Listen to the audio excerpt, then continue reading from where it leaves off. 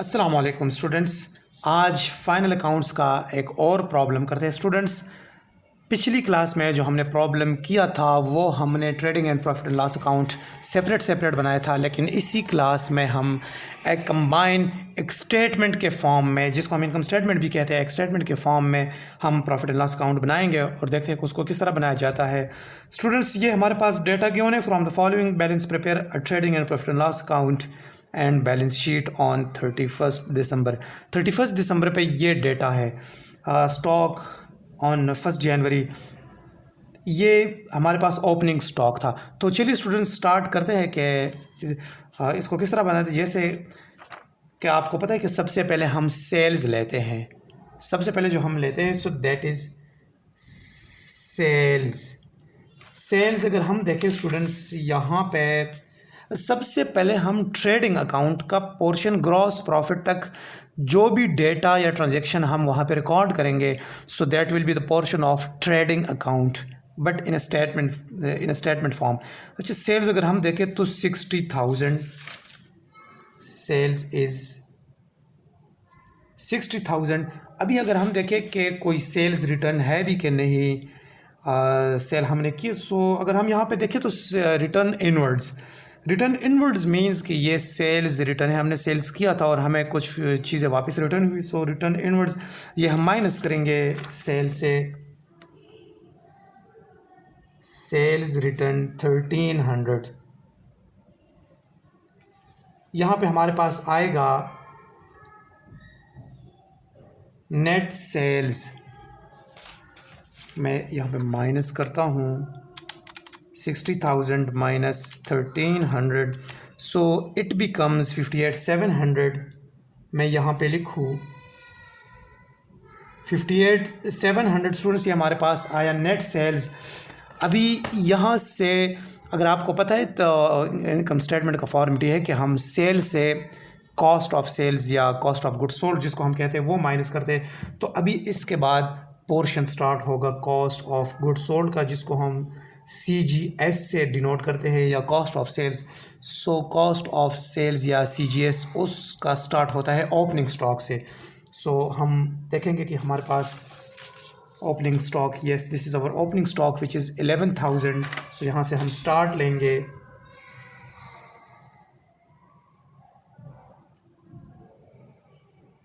Opening stock यहाँ पे मैं लिखूँ 11,000। इसके बाद डायरेक्ट हम परचेजेस लिखेंगे, नेट परचेजेस लिखेंगे, लेकिन नेट परचेज से पहले अगर हम देखें हमारे पास परचेजेस है 39,000, ये तो हमारे पास परचेजेस है। और अगर हम देखें return outwards, this are purchase return, हम ये लिखेंगे तो हमारे पास नेट परचेजेस निकल आएगा। सो परचेजेस 39,000, और अगर हम परचेज रिटर्न लिखे सो दैट इज़ 500 सॉरी, तो हमारे पास नेट परचेजेस निकलेगा। इससे अगर 500 माइनस किया जाए so 38,500, this is our net purchases. अच्छा, नेट परचेजेस के बाद स्टूडेंट्स अगर हम देखें कि हमारे पास और कौन कौन सी ट्रांजैक्शन है जो कि ट्रेडिंग अकाउंट का पोर्शन है कि हम ऐड करें। इस अगर हम देखें wages are the portion of trading account, it's direct expense carriage inward. अगर हम देखें तो ये भी हमारे पास डायरेक्ट एक्सपेंस है। रिटर्न इनवर्ड्स ये तो हमने लिखा, मेरे ख्याल से ऐसा कोई और नहीं होगा। वेजेस लिखेंगे विच इज़ 2800,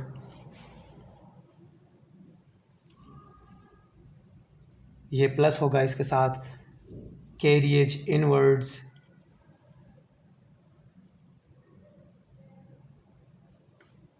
कैरिज इनवर्ड्स हमारे पास 800। स्टूडेंट्स यहाँ पे हम क्लोजिंग स्टॉक माइनस करेंगे। ये CGS का फॉर्मेट है, हम कॉस्ट अकाउंट में इंशाल्लाह डिटेल से पढ़ेंगे। वहाँ पे हमने सेल्स के साथ जो सेपरेट बनाया था, तो सेल्स के साथ हमने क्लोजिंग स्टॉक प्लस किया था, बाकी पोर्शन से माइनस किया था। लेकिन जब स्टेटमेंट की फॉर्म में बनाते हैं तो इस तरह बनाते हैं कि क्लोजिंग स्टॉक जो है ये हमारे पास द स्टॉक ऑन 31 दिसंबर, ये क्लोजिंग स्टॉक है तो ये हम माइनस करेंगे। सो क्लोजिंग स्टॉक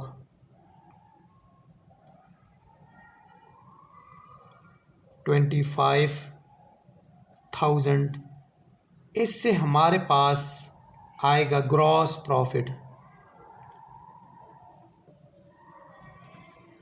कैलकुलेशन करते हैं students. 11,000 plus 38,500, 2,800 plus 800 minus 25,000, it becomes 21,800। यहाँ पे मैं लिखूँ 21,800। सो सेल्स माइनस CGS और sales minus cost of sales minus 58,700, so it becomes 3,600. This is our gross profit. इससे स्टूडेंट्स अभी जो इनडायरेक्ट एक्सपेंसेस है वो हम माइनस करेंगे तो हमारे पास नेट प्रॉफिट आएगा। वो देखते हैं कि इनडायरेक्ट एक्सपेंसेस कौन से हैं और कौन इस डेटा से हम सबसे पहले टिक लगाते हैं कि वो एक्सपेंसेस जो इनडायरेक्ट है जो प्रॉफिट एंड लॉस अकाउंट में आता है और कौन कौन से बैलेंस शीट में आता है।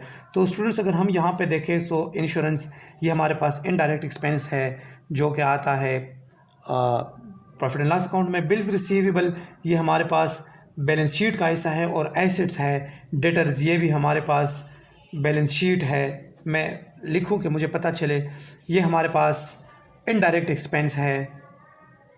इंटरेस्ट ऑन कैपिटल ये इनडायरेक्ट एक्सपेंस है, इन्होंने इंटरेस्ट दिया है कैपिटल पे तो इसको हम डेबिट करेंगे क्योंकि ये एक्सपेंस है ना। स्टेशनरी एक्सपेंस ये हमारे पास प्रॉफिट एंड लॉस अकाउंट का हिस्सा है। ट्रेड एक्सपेंसेस ये प्रॉफिट एंड लॉस अकाउंट का हिस्सा है। ऑफिस फिक्सचर्स ये बैलेंस शीट का हिस्सा है। फिक्स्ड एसेट्स है। कैश इन हैंड ये भी बैलेंस शीट का हिस्सा है। कैशियर बैंक ये भी बैलेंस शीट का। रेंट एंड टैक्सेस ये इनडायरेक्ट एक्सपेंसेस है। कैरेज आउटवर्ड्स ये इनडायरेक्ट एक्सपेंसेस है। बिल्स पेएबल ये बैलेंस शीट में जाएगा। क्रेडिटर्स बैलेंस शीट में जाएगा। कैपिटल बैलेंस शीट में जाएगा। तो सबसे पहले हम लिखेंगे इनडायरेक्ट एक्सपेंसेस। इनडायरेक्ट एक्सपेंसेस से स्टार्ट करते हैं। सो इंश्योरेंस है हमारे पास, इसको हम ये जितने भी एक्सपेंसेस है आपको पता होना चाहिए कि उसको हम माइनस करेंगे और जो गेन्स है उसको हम ऐड करेंगे, लेकिन यहाँ पे कोई ऐसा गेन नहीं है जिसको हम ऐड करें। सो इंश्योरेंस एक्सपेंस यहाँ पे सबसे पहले हम लिखे एक्सपेंसेस या ऑपरेटिंग एक्सपेंसेस आप लिखे। सो इंश्योरेंस कितना था? इंश्योरेंस हमारे पास 700। अच्छा, इसके बाद इंश्योरेंस के बाद कमीशन 800।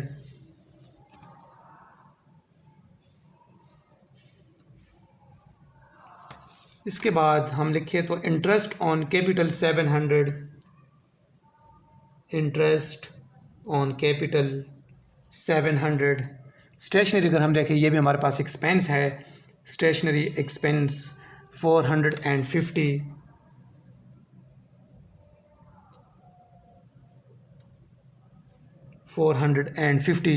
इसके बाद अगर हम देखें यहाँ पे ट्रेड एक्सपेंस है विच इज़ 200। ये ट्रेड एक्सपेंस 200।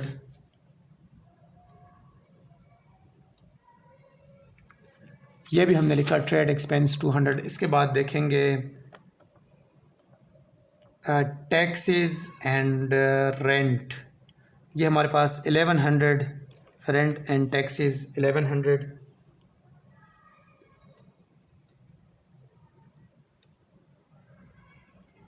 इसके बाद स्टूडेंट्स अगर हम देखें क्या है हमारे पास, और carriage outwards which is 1450। Carriage outwards this is our indirect expense.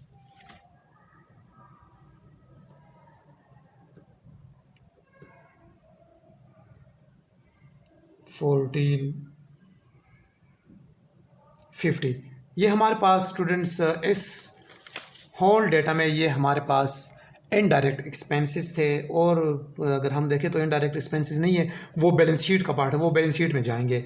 तो इनको ऐड करेंगे स्टूडेंट्स और ग्रॉस प्रॉफिट से माइनस करेंगे तो हमारे पास यहाँ पे आएगा नेट प्रॉफिट या उसको हम नेट इनकम कहते हैं। तो चलिए इसको स्टार्ट करते हैं। 700 plus 800 plus 700 plus 450 plus 200 plus 1100 plus 1450, it's 5400। इसको अगर हम माइनस करें 30,600 से तो हमारे पास 25,200। This becomes net profit 25,200। अभी स्टूडेंट्स ये 25,200 सीधा जाके ये ओनर के कैपिटल में ऐड होगा। तो यहाँ पे हम बैलेंस शीट बनाएंगे। मैं बैलेंस शीट का फॉर्मेट ड्रॉ करता हूँ। स्टूडेंट्स जैसा कि हमने पढ़ा था कि बैलेंस शीट में सबसे पहले मोस्ट लिक्विड एसेट्स आएंगे। So most liquid asset is ये बैलेंस शीट का कैश इन हैंड। ये हम लिखेंगे सबसे पहले बैलेंस शीट के एसेट साइड पे, cash in hand how much, it's 500। इसके अलावा फिर कैश एट बैंक आएगा, cash at bank which is 47,500, cash at bank 47,500 sorry 4750। अच्छा, इसके बाद हम और देखेंगे कि बैलेंस शीट की क्या क्या एंट्रीज है जो एसेट साइड पे हम रिकॉर्ड करें। बिल्स पेबल, ये क्रेडिटर्स, ये कैपिटल, ये तो सारे लाइबिलिटी के साइड पे रिकॉर्ड होते हैं। Cash at bank, office fixtures ये है, लेकिन ये फिक्स्ड एसेट्स है। अच्छा, इसके यहाँ पर स्टूडेंट्स अगर हम देखें बैलेंस शीट का जो बिल्स रिसीवेबल और यहाँ पे डेटर्स, ये हमारे पास एसेट्स है। सो बिल्स रिसीवेबल मैं शॉर्ट फॉर्म में लिखूँ विच इज़ 4,500 और डेटर्स अगर मैं लिखूँ, डेटर्स हमारे पास कितने हैं, ये भी हमारे अकाउंट रिसीवेबल्स है 30,000, हमारा शॉर्ट टर्म एसेट है। इसके बाद स्टूडेंट्स अगर मैं लिखूँ यहाँ पे और कोई बैलेंस शीट का नहीं, ये भी मैंने लिखा, ये भी मैंने लिखा, और कोई नहीं है। यहाँ पर अगर देखूँ तो ऑफिस फिक्चर्स ये फिक्स्ड एसेट्स है हमारे पास।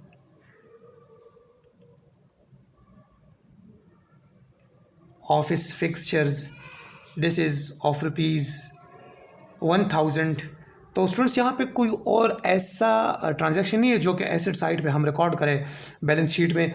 लेकिन जो क्लोजिंग स्टॉक है स्टूडेंट्स, ये याद रखना चाहिए, क्लोजिंग स्टॉक ये हम बैलेंस शीट में रिकॉर्ड करेंगे एज स्टॉक, और we can say it inventory.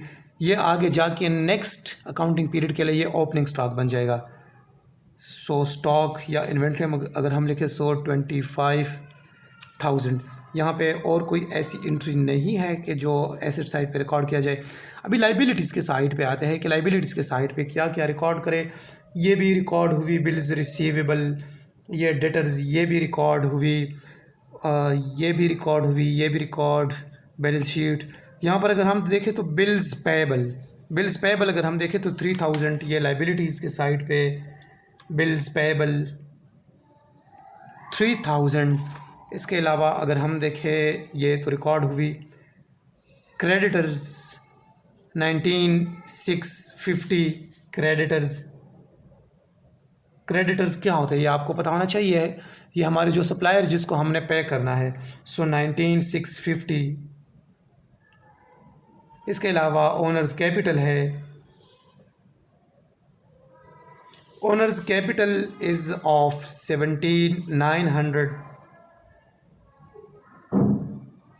लेकिन यहाँ पे स्टूडेंट्स हमने देखा कि हमारे पास जो नेट प्रॉफिट आता है 25,200, ये मैंने कहा कि ये जाके ओनर के कैपिटल में ऐड होगा, इससे ओनर का कैपिटल इफ़ेक्ट होता है।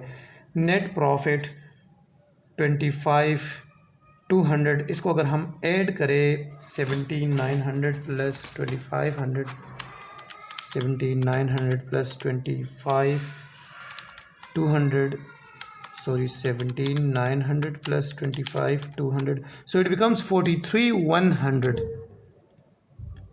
43,100। अभी हम देखते हैं कि हमारे दोनों साइड्स इक्वल आते हैं कि नहीं। मैं मार्कर ले लूँ।